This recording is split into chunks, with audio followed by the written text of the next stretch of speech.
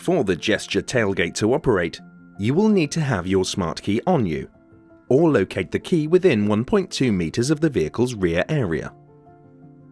The sensors are located at the rear of the vehicle, on either side behind the bumper's surface. As you approach the rear of your vehicle, perform a smooth kick and return motion in the sensor zone.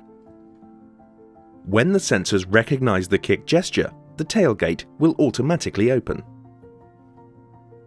If the kick gesture is not recognized, confirm key location and perform the kick gesture again. To close the tailgate, repeat the kick gesture and the tailgate will automatically close.